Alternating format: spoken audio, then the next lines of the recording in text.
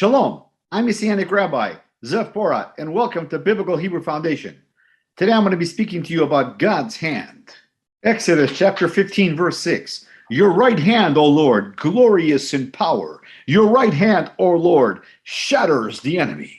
And that right hand is Yeshua HaMashiach, Jesus, God. Matthew chapter 22, verse 44. The Lord said to my Lord, sit at my right hand until I put your enemies under your feet. And we know that everything in the New Testament comes from the Old Testament. Psalms 110, verse 1. The Lord said to my Lord, sit at my right hand until I make your enemies a footstool for your feet. Hallelujah. Let's give a praise in the house of the Lord. When God's hand is upon you, no one can stop it. Yes, we live in a fallen world. Yes, there is a demonic pouring, but greater is he in us than the one in the world. One thing I've learned over the years is that God's hand is provision. I learned that God's hand is protection. And I also learned that God's hand is power. He said, I will not let you go unless compelled by a mighty hand. Exodus chapter 3, verse 19.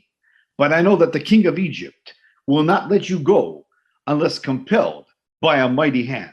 And the mighty hand of God in the judgment of the 10 plagues in Egypt is what God used to release his people. Hallelujah. God's mighty hand. And God tells Moses, he shows him, it's not going to happen by your power. It's not going to happen by your strength. It's going to happen by the power of my hand. Hallelujah. We know that there's always spiritual warfare, and there's always the counterfeit. And God showed me there's another hand. Sometimes we miss this. We find this in Exodus chapter 3, verse 19. But I know that the king of Egypt will not let you go unless a mighty hand compels him. Notice it says will not let you go. His hand is holding. We see the spiritual warfare of the enemy holding the Israelites. We see the counterfeit hand. We see the demonic hand. But God's hand is the one that's going to let you go, because greater is he in us than the one in the world. Sometimes we miss this, but in Hebrew, when it says will not let you go, it's a picture of a hand. So we see the enemy's hand holding the Israelites. The enemy wants to hold you. He doesn't want to let you go. The enemy wants to keep you in bondage. But God said, I'm going to send my hand, and only my hand is the one that's going to free you. Let's give a praise in the house of the Lord. Hallelujah. It doesn't matter what you're going through. It doesn't matter what you went through. It doesn't matter what you're going to go through. You have victory through Yeshua HaMashiach. Hallelujah. The powerful hand of the Lord. Isaiah 53 says, who has believed our message? And to whom has the arm of the Lord been revealed? His powerful hand, his powerful arm. Hallelujah. Who has believed our message? Do you believe that Yeshua is God? Do you believe that he died on the cross on the tree for your sins? He rose on the third day, and by his blood, if you repent and believe, you have full redemption of sins and eternal life. If you believe that message, then God's hand is upon you. Hallelujah. That Bible verse in Exodus 3:19, it says, but I know that the king of Egypt will not let you go.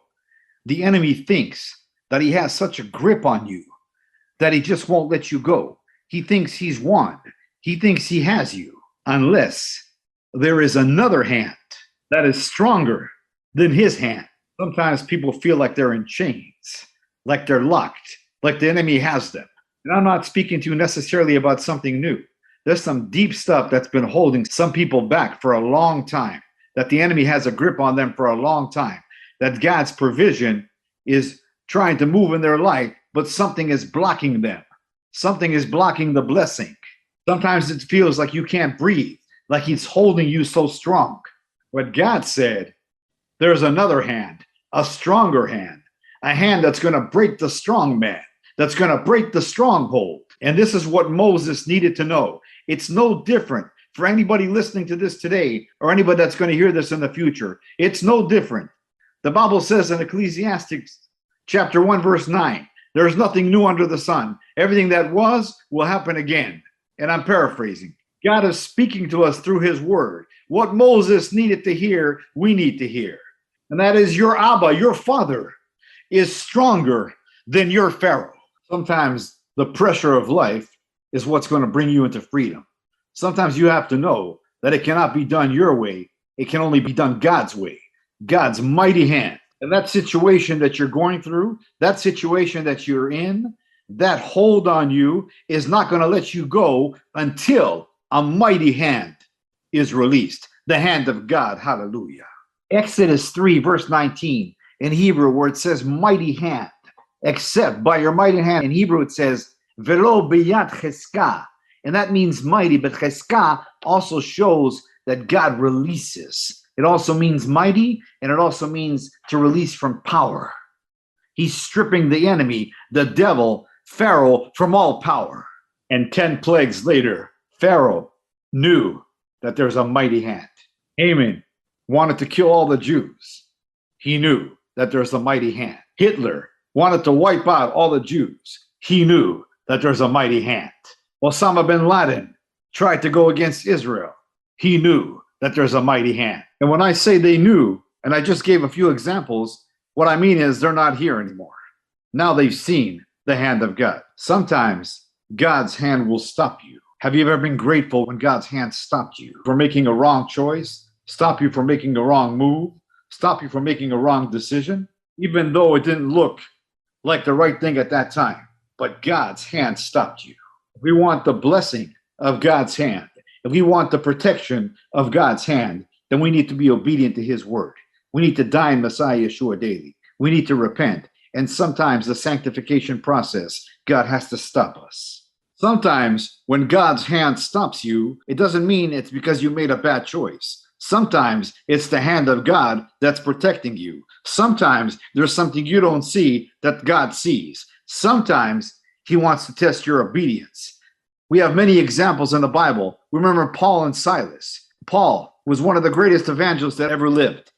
And he was preaching the gospel, and he wasn't ashamed of the gospel. And yet the Bible says in Acts chapter 16, verse 5 and 6, and so the congregations, the churches were strengthened in faith and grew daily in number. We know from the preaching of Paul and Silas, the number was growing through the power of the Holy Spirit. But yet we read in verse 6 that although they were preaching the gospel, although they were obedient to the Holy Spirit, God's hand had to stop them. Verse 6. Next, Paul and Silas traveled through the area of Phrygia and Galatia because the Holy Spirit prevented them from preaching the word in the province of Asia. This is Asia Minor, speaking about Turkey here at that time.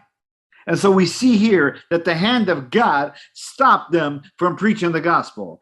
Maybe it was protecting them from something that could have happened to them. We don't know what the reason is, but we know that the hand of God stopped them. And we know that if they have not been obedient to the Holy Spirit and would have went in to Asia Minor, which is Turkey, they could have been killed. Sometimes the hand of God has to stop you. Even if you don't understand, you have to be obedient because it's that mighty hand that releases the power. It's that mighty hand that protects you from the enemy. And that's what happened here with Paul and Silas. That's why it doesn't matter what's going on in this world. We are called to be ambassadors. We are called to be priests. God's hand will protect us. God's hand will guide us. I pray this teaching has blessed you as it has blessed me over the years. Let's continue to stand together as the one new man, Ephesians 2:15.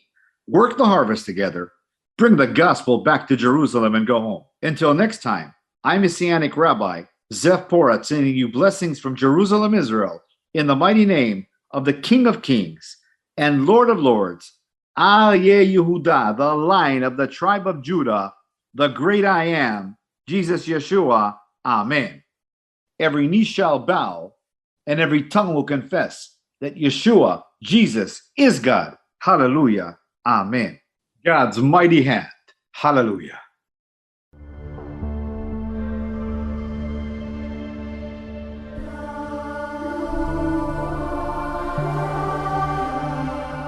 Those just joining us at home, I'm going to introduce this week's special guests. Born and raised in Israel, he served several years in the Israeli Defense Forces and is the founder and director of Messiah of Israel Ministries, Messianic Rabbi Zev Porat. Yay! Good to have you back.